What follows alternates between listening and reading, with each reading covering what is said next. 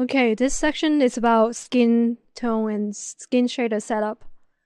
So the first thing I would do is to put a gamma gain control into the overall color variation slot. Like anything that with color, you go into, you click on this icon and it will bring you to this material browser, and you make sure you go to select the utility gamma gain and throw it in there.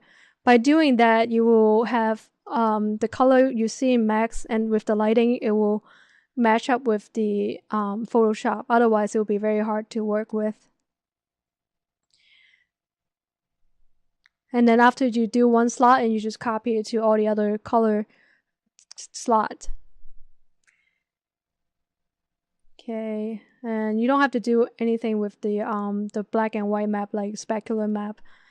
And here you just I try to name it like overall color, O color, and then just assign a overall color, which is a, think of it as a skin tone, a powder look for her makeup on top of her skin. So usually when we have makeup, we will pick a powder that's slightly lighter than your skin. So the overall color is basically what is on top of her skin. So her skin tone here, I'm trying to make this girl on the left, and she have a little bit slightly tan skin tone. And she's probably from a different region, like Hispanic or Brazilian kind of tan look. So her overall color would be like slightly tan and a little bit darker than a Caucasian white skin. Um, let's go and take a look at what we have done. So, and she have a lot of a tint in her on her overall color, and also the undercolor is where you see the green. For example, right here is slightly green, and on the corner of her eyes is very right here is purplish. So the unscattered is what is underneath, like it shows the bone, the veins, and anything that is not, that has lack of blood, or maybe it's bloody, or like you just want to examine is underneath the top, and the epidermal skin is the layer underneath the epidermal. So you want to choose a color that is representing her overall. Like overall, she's a little bit kind of greenish, kind of blue.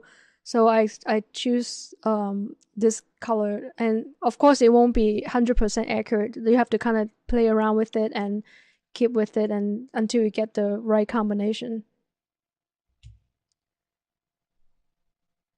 So I name it U color for unscattered color.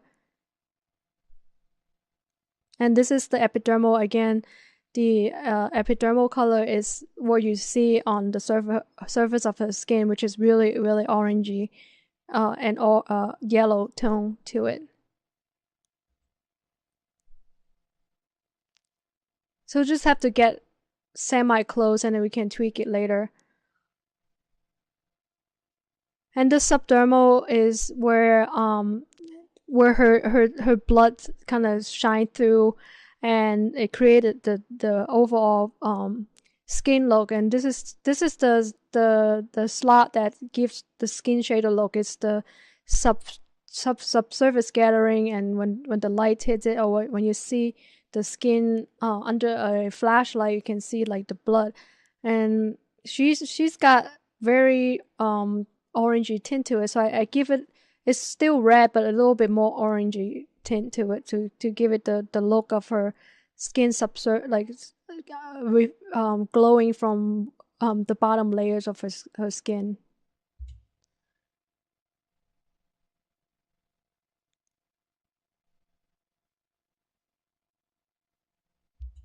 And you're seeing that I'm copy and pasting here because I will be using a screen grab later on into Photoshop, and using this color as a base texture map color for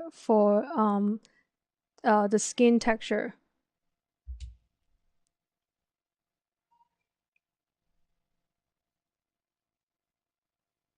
And now I'm measuring the the distance for the backscattering depth. And basically the ear, usually it has a backscatter, and you don't want to get too deep or too shallow. So I try to use a tape to measure how thick it will be here. Of course, we might need adjustment later. It depends on what kind of look you want to get, but that would be a good start. And here I'm just kind of adjusting and making sure that it is close enough. And you can also use a view image file in Max, and it will show you this reference I have. I tend to, when it comes to reference, I have my target skin here, and I go a little bit lighter and a little bit more tone variation. Like in this picture, she's a little bit more red. So that way I can just kind of see what the difference is instead of just like looking at one picture. So if you preparing your reference, it's better to have like a little slight variation, like a tone lighter or a tone lighter or darker, or a little bit more red or a little bit more orange kind of skin look.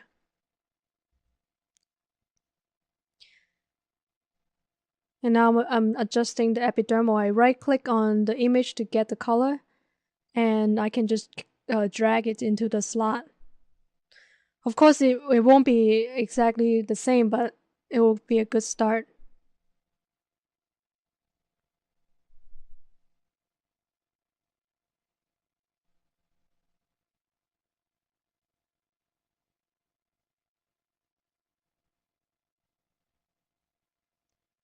And here I'm turning the color into slightly big variance and see what difference does it make. Because for you to understand skin shader, you really have to see how every single tweak affect your skin. And I have to say this is very sensitive. Like if you change the color by very little tone, it completely changed the skin. So just experiment with it, and with the target skin you need to get, like it changes the settings a lot. So I will recommend turning the settings on and off to test it out.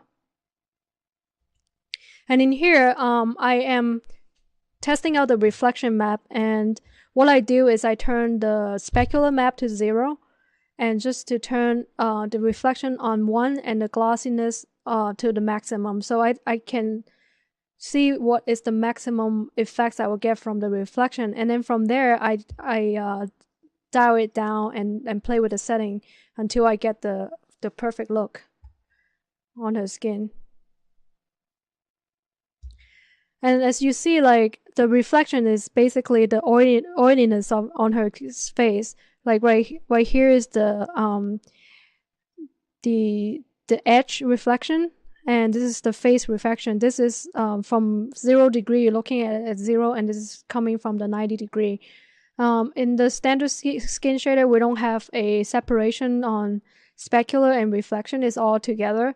But later on, I will go over the Skin Plus shader, which is separating the both specular and reflection together, which give you a bigger control on the skin. So here I'm using the standard skin shader and just do as much as I can to get the look I wanted.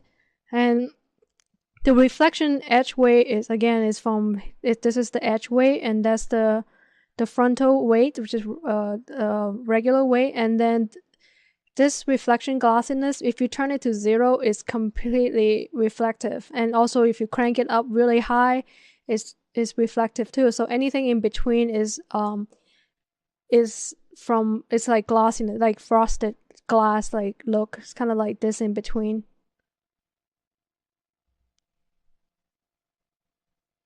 So I'm trying to get this spread out look from this cheek right here. So dialing it down.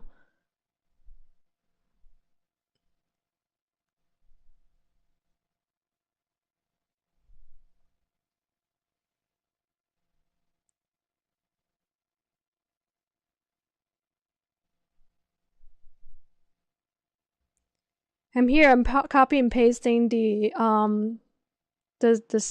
color into the gamma gain, because later on only the color that counts is inside this map, but I like to paste it back here because I would do a screen grab of this setting here and use that as color in Photoshop later on.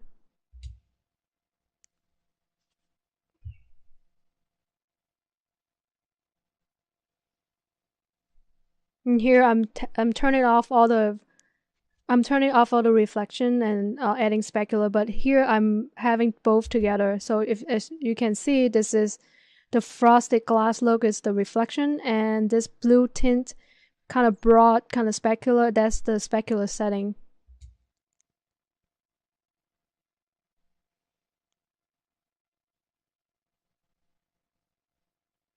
Again, I'm playing with the specular edge weight and also the overall color.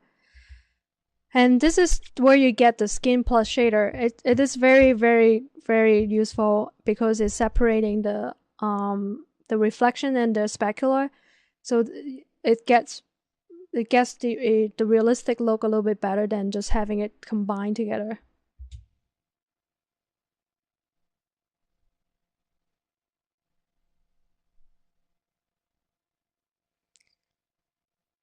So this is the website, and you can follow instruction and download it onto your computer, and then you can find it in the skin fast skins plus, and they have fast skins with displacement, and they do have the separation of the two specular and reflection.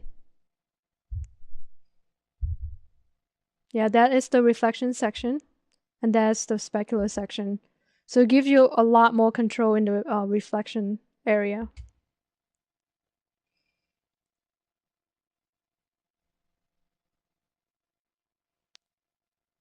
I'm transferring all the color over and the settings from the regular skin shader to the skin plus shader.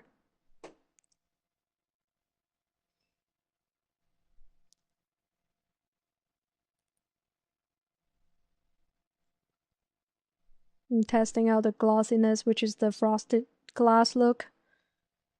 The higher the number, the more reflective and more mirror it will be. The lower will be more frosted.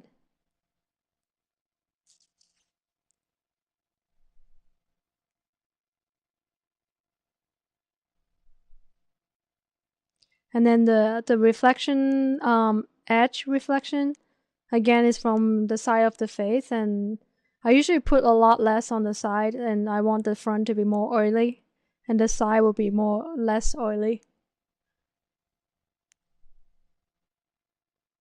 Again, like right now, by doing all this artistically, you will be able to achieve what you want by tweaking it a lot. But trying to understand the shader technically, it will give you more control on the physical aspect of the skin.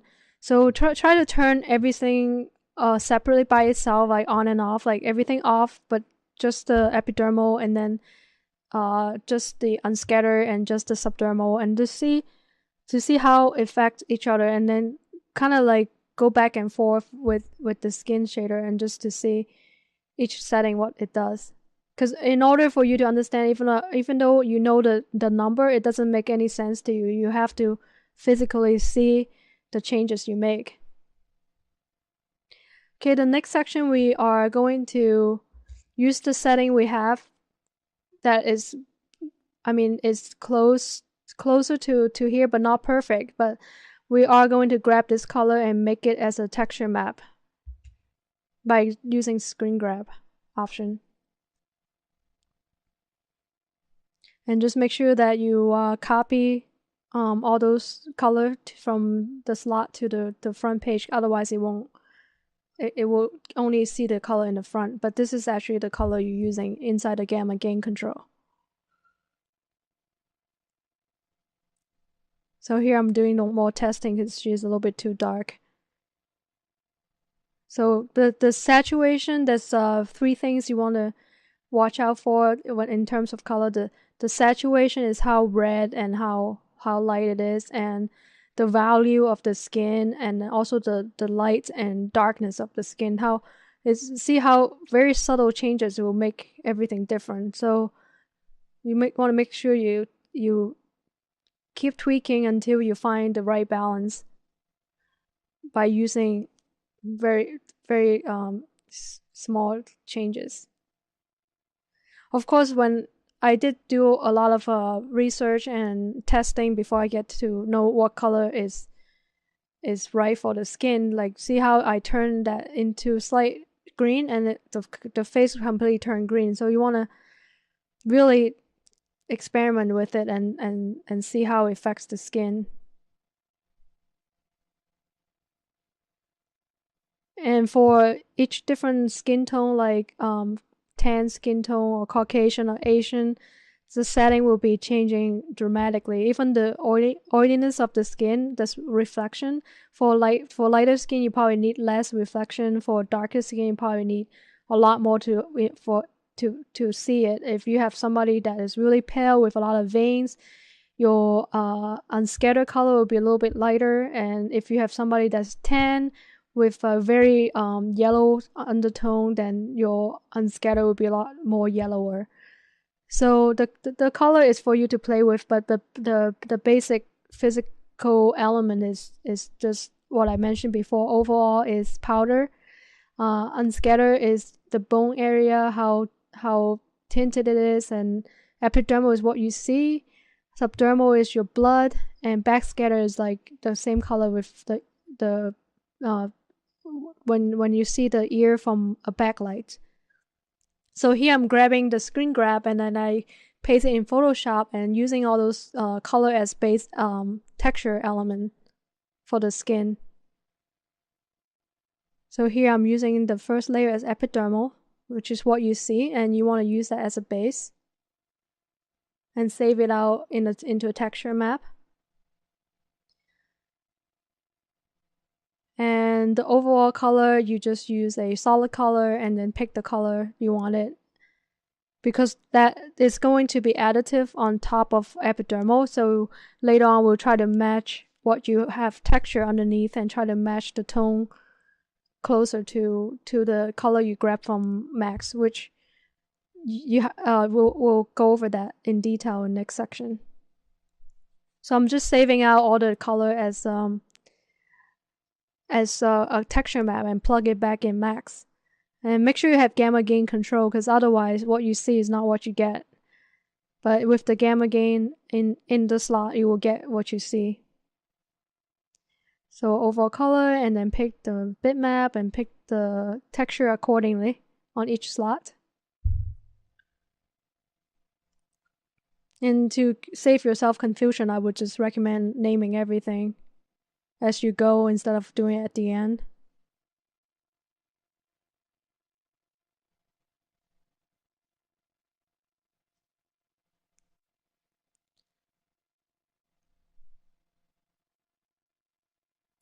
So as you can see, like is close, the base tone is close but not exact. So but that would be a good base for you to start adding texture to the skin. But if you want to bring the closeness further, you could. But for this demo purpose, I think that it's close enough for what we need. But I'll go over the texture projection in the next section. Thank you for watching.